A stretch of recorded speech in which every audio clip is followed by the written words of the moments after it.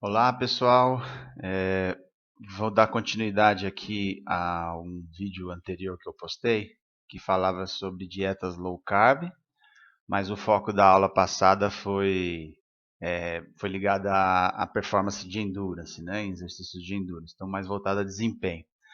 Essa aula em específico, ela vai tratar da mesma coisa, dieta low carb, mas agora voltada a quem quer perder peso, voltada ao emagrecimento, tá? Então tem um foco um pouquinho diferente. Vou tentar seguir aqui na mesma toada, levantando as evidências científicas que existe para usar ou não essa dieta como forma de emagrecimento. Então, primeira coisa, né? O que é uma dieta low carb quando se fala em emagrecimento? Tecnicamente, toda dieta que tiver menos que 40, 45% de carboidrato, dependendo da referência, ela já é considerada de baixo carboidrato. Contudo, talvez a dieta mais eficiente para perda de peso, quando a gente fala em low carb, é uma que deveria se chamar very low carb, né? Ou seja, muito baixo carboidrato, ou seja, bem menos do que 40%. Isso dá mais ou menos, para a gente ter uma referência, uma dieta que tenha menos que 50 gramas de carboidrato por dia. Se você come menos que 50 gramas de carboidrato por dia, você está com uma dieta muito baixa em carboidrato. Ou para manter o padrão de comparação com a referência que está lá acima, então qualquer dieta que tenha menos que 10% de carboidrato é uma dieta com muito baixo carboidrato. Essa dieta very low, né? Ela também é chamada de dieta cetogênica. Por que ela é chamada de dieta cetogênica? Porque como a quantidade de carboidrato é muito baixa, nós vamos ter uma lipólise muito acelerada no nosso tecido adiposo, principalmente. Até tenho uma videoaula sobre metabolismo de lipídios que fala como é que isso funciona, né? Mas basicamente o tecido adiposo vai quebrar suas reservas de triglicerídeos e vai liberar glicerol e ácidos graxos. Então vai ter uma quantidade muito grande de ácidos graxos circulando na corrente sanguínea. Esses ácidos graxos eles vão ser oxidados principalmente no fígado e se tiver em exercício musculoesquelético. Mas esse excesso de ácido graxo, na ausência de carboidrato, vai fazer com que o fígado produza os chamados corpos cetônicos, que são esses três produtos aqui: acetoacetato, acetona e beta-hidroxilbutirato. Esses corpos cetônicos, então, é um produto do metabolismo dos ácidos graxos, pela baixa quantidade de carboidrato no organismo. E esses corpos cetônicos, eles podem ser usados como fonte energética no nosso cérebro. Então, o nosso cérebro é altamente dependente de glicose, que é um carboidrato. Mas se eu estou com muito baixo carboidrato, então o cérebro vai precisar de outra fonte de energia. E aí esses corpos cetônicos servem como substrato para o nosso sistema nervoso central. Bom, então eu fui buscar algumas referências que pudessem mostrar se existe ou não evidência de que uma dieta com baixo carboidrato funciona. E aí a primeira coisa que eu encontrei foi que para poder ter alguma vantagem, ela precisa de fato ser very low, né? Então, só diminuir um pouquinho o carboidrato, sair daquela referência de 40%, talvez não tenha nenhum benefício adicional. Então precisa ir para o extremo para a coisa ter um pouco mais de benefício. Bom, então já definimos, né? Então o que é uma dieta very low? Menos de 50 gramas de carboidrato por dia ou menos que 10%, também chamada de dieta cetogênica. E vou comparar contra o quê, né? Se eu comparar contra não fazer dieta nenhuma, é meio injusto, porque é óbvio que qualquer intervenção dietética eu vou ter algum tipo de emagrecimento. Então, não tem sentido comparar isso com nenhuma intervenção. Então, com o que é feita a comparação? Com a dieta mais tradicional, né? O que a gente aprende? De forma geral, que se eu quero emagrecer, eu tenho que diminuir a ingestão de gordura. Então, eu vou comparar com uma dieta chamada dieta com baixa gordura, né? Que aqui está sendo definido como menos do que 30% de gordura. E aí eu achei essa revisão sistemática. Essa revisão sistemática foi feita por um grupo da Universidade Federal de Alagoas. O Nassib é o responsável por essa revisão e tem aqui duas professoras que orientaram, né? A professora Suzana e a professora Terezinha, que são as líderes do grupo de pesquisa lá.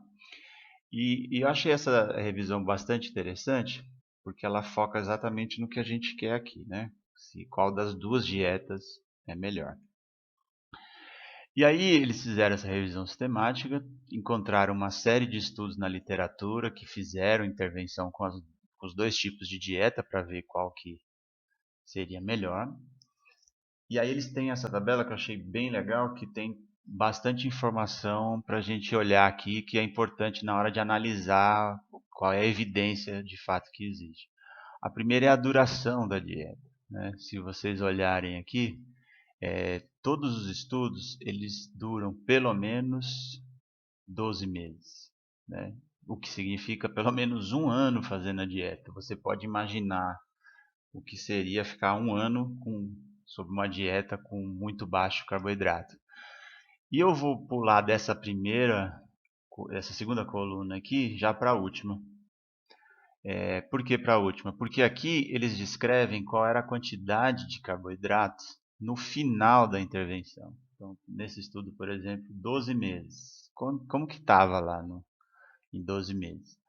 E você vai ver que alguns estudos, os indivíduos mantiveram a recomendação. Essa aqui, por exemplo, consumia 36 gramas de carboidrato por dia. Então, menos que 50 está dentro do esperado. Mas se você for olhar, tem uns que os participantes começam a abandonar a dieta. Alguns aqui, ó, 190, outros 33%, que seria o esperado 10%, né? Então, tem gente que aqui já volta até para a normalidade, né? O que seria considerado até normal de carboidrato. Então, assim, a aderência a esse tipo de dieta é o que mostra que não é tão simples, né? Não é fácil manter isso por longo tempo, né? Uma outra característica, eu vou voltar aqui para essa quarta coluna, são os dropouts, né? O que significa dropouts? Significa quantos desistem nesse meio do caminho, né? Então, às vezes a gente acha que uma pesquisa é feita de forma perfeita, né? Com animais pode até ser, mas com humanos você vai se deparar com muita gente não querendo mais fazer parte daquilo. Então, o primeiro número é quem desistiu e o segundo número é o N total. Então, se você olhar aqui, ó, começaram 107 no estudo, 38 desistiram. Aqui nesse 41 desistiram, assim, metade desistiu nesse estudo, mais da metade, né? Então você tem, claro, dependendo do estudo, uma taxa maior ou menor de desistência, e às vezes nem sempre os estudos reportam isso, né? Qual é a taxa de desistência. Mas essa coluna deixa claro que muita gente desiste dessas intervenções, né? De fazer parte desses estudos. O que replica um pouco a vida real. Será que também todo mundo vai aderir a essa dieta, né? Aqui tem o percentual, normalmente esses estudos têm uma maior participação das mulheres, né? A maior parte dos estudos normalmente é feito com homens, mas nesse caso específico desse tipo de dieta, acabou sendo a maioria tem a predominância de mulheres. Claro, tem também outros fatores de risco. Eu vou mostrar fator de risco junto com essa outra coluna, que é o índice de massa corporal, o IMC, para vocês darem uma olhada aqui que a maior parte das pessoas eram obesas, né, ou com sobrepeso. Então tem um IMC elevadíssimo, já mais ou menos de meia idade ali, entre 40 e 50 anos. E claro que se você tem um IMC alto, você acaba tendo outras complicações, né? Então tem um risco aumentado de doença cardiovascular, diabetes tipo 2. Então tem também às vezes outros fatores associados, né, a esse sobrepeso. Bom, e aí vamos olhar cada um dos efeitos. O efeito principal que nos interessa aqui hoje é o peso corporal, ou seja, diminui ou não o peso corporal e se diminui, se é melhor, se diminui mais ou menos do que a dieta com gordura, né? Então aqui tem todos os estudos, o peso é dado em quilos, e aqui eu tenho as duas dietas. Uma é a baixo carboidrato, Very Low Carbohydrate Ketogenic Diet, né? E o Low Fat Diet, né? Então a gente tem aqui, para cada estudo, quanto que reduziu o peso. Então, por exemplo, nesse primeiro estudo aqui do Brinkworth, reduziu 13,1 quilos com essa dieta. E a dieta rica em gordura, 11,6. Isso dá uma diferença de mais ou menos 1,5%. Então, aqui é importante já entender o seguinte. As duas dietas, nesse estudo aqui, por exemplo, reduziram o peso corporal. Então, eu não posso dizer que uma reduziu e a outra não. As duas dietas foram eficientes na redução do peso. O que o estudo vai mostrar aqui é qual que reduz mais. Então, nesse caso aqui, quem ganhou foi a dieta baixa em carboidrato. Então, isso é feito para todos os estudos. Então, cada estudo vai quantificar quanto perdeu com baixo carboidrato, quanto perdeu com a dieta tradicional baixa em gordura.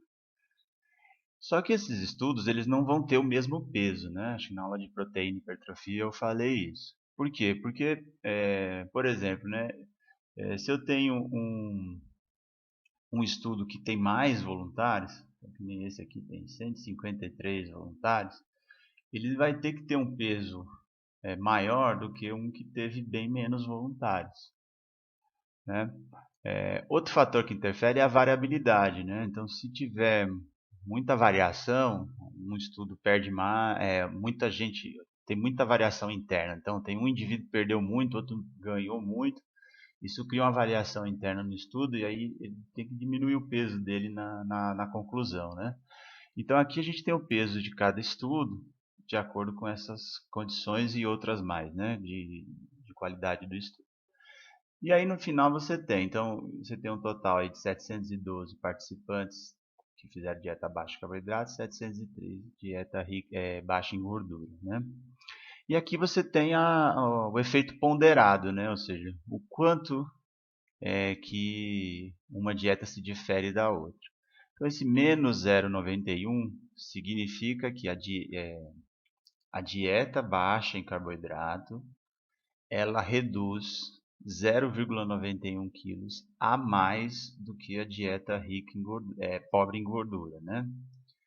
Então, as duas diminuem, mas no caso a dieta baixa em carboidrato diminui mais. Então, esse menos aqui significa menos, vamos arredondar 1 quilo, né? Menos 1 quilo, reduz 1 quilo a mais do que do que com baixa gordura, né? E aí lembrando que se os dois sinais são negativos, significa que não invade o zero, então portanto é significativo essa afirmação, né? E o gráfico aqui ele mostra basicamente isso. Então tem a linha do zero, que seria as duas perde exatamente a mesma quantidade, e se vier mais para o negativo, está em favor da baixa em carboidrato. Então a gente pode concluir que essa dieta muito baixa em carboidrato gera uma perda de peso maior do que a dieta com pouca gordura. Esses agora eu vou passar rapidamente porque a interpretação é a mesma, mas só vai mudando a variável. Então a gente pode vir direto aqui. Ó. Esse é o triglicerídeos no sangue, em milimol por litro. Então há um benefício adicional de 0,18 milimol por litro a menos de triglicerídeo no sangue. 2 negativos, ou seja, não ultrapassa o zero, o coeficiente de variação aqui, o intervalo de confiança. E no gráfico eu posso ver isso deslocado em favor da baixo carboidrato. Né? Aqui a gente também tem aqui a gente também, desculpa, aqui a gente também tem o HDL, mesmo caso, né? Só que agora o contrário, ou seja, como o HDL é esperado que melhore, que aumente, então aqui o valor passa a ser positivo e não invade o zero do mesmo jeito, né? 0,06 e 0,12, ou seja, não tem nenhum valor negativo comendo zero aqui. Então significa que a dieta pobre em carboidrato aumenta mais o HDL do que a dieta com baixa gordura, né? Então, o lado aqui, você vê que inverteu, né? Favor do baixo carboidrato. Então, dieta baixo carboidrato também ajuda nisso. E o LDL, bom, o que a gente poderia esperar? Se a dieta pobre em carboidrato está fazendo tão bem, né? Está perdendo mais peso, está diminuindo o triglicerídeo e está aumentando o LDL, o HDL, desculpa. Eu esperaria que diminuísse o LDL, né? Aquela lipoproteína que é o chamado colesterol ruim, né? De forma imprecisa, mas é chamado. Então eu esperaria que a dieta com baixo carboidrato fosse melhor também para esse aspecto. Mas aqui é importante estar atento que não, que é o contrário, né? O valor continua positivo, 0,12, não invade o zero, 0,04 a 0,20, então isso é significativo. E se eu olhar aqui, está em favor do baixo carboidrato. Então, a dieta com baixo carboidrato aumenta mais o LDL do que a dieta pobre em gordura. Então, aqui a gente está dando, assim, esse é um efeito ruim para a dieta pobre em carboidratos, né? Porque ela está aumentando o LDL, o que a gente gostaria que diminuísse, né? Aí vem o efeito sobre a pressão arterial. Nesse caso, a pressão arterial sistólica, ela aparenta um favorecimento da dieta pobre em carboidrato, mas isso não é significativo, porque veja que invadiu o zero, né? Ou seja, poderia estar entre menos 344, mas poderia até ser 0,5, ou seja, passar positivo, portanto, não é significativo.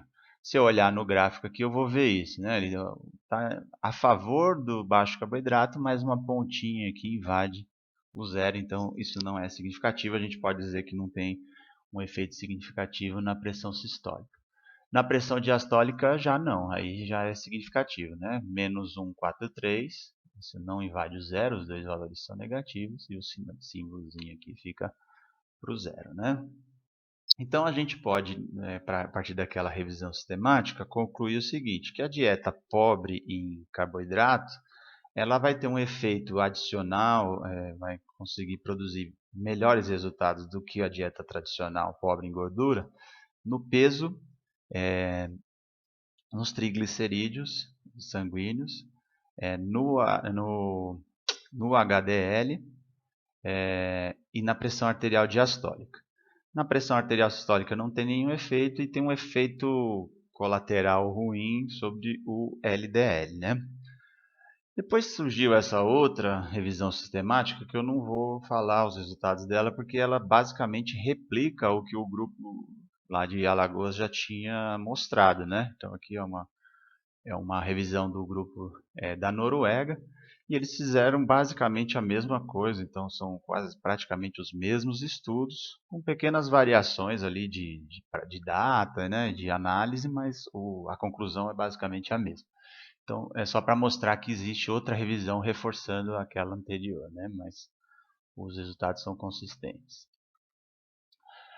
Bom, então, para fazer algumas considerações finais, essa vantagem da dieta baixa em carboidrato, ela é suportada pela literatura. Então, de fato, ela produz resultados melhores do que a dieta pobre em gordura, exceto no LDL, né, que a gente viu ali. Mas aí é importante, na hora de transportar isso para a prática clínica, é importante você pensar em alguns aspectos. A primeira é que a gente viu lá que a amostra desses estudos é praticamente composta por obesos, né? Obesos e com sobrepeso. Então, não sei se isso daí vai funcionar para quem quer perder pouco, se teria diferença para quem quer perder 1, 2, 3 quilos e está numa faixa de peso ali mais perto da normalidade, né? Então isso tem que ser levado em consideração. A outra coisa que precisa levar em consideração é a duração dessa dieta, né? Então, tem aquela revisão que eu falei que não ia detalhar, ela mostrava que se você fizer só por 6 meses, não tem diferença entre as duas dietas. Foi uma coisa adicional que eles fizeram, né? Então, você precisaria pelo menos 12 meses naquela dieta para ter um ganho adicional, né? Então, precisa pesar se isso é possível, se as pessoas conseguem fazer isso. Uma outra coisa é a aderência, né? Depende da cultura, a gente tem uma dieta mais rica em carboidrato, então você muda padrões culturais para poder fazer aderência a essa dieta. E, e aí essa aderência pode diminuir ali com o tempo, né? A gente viu que muita gente desiste, vai abandonando a dieta, então esse é um problema. Esse exemplo aqui, desculpa, eu coloquei no lugar errado, ele era para estar aqui embaixo, eu vou falar dele daqui a pouco. Outro fator também que é importante é o efeito na redução calórica, né? O que é redução calórica?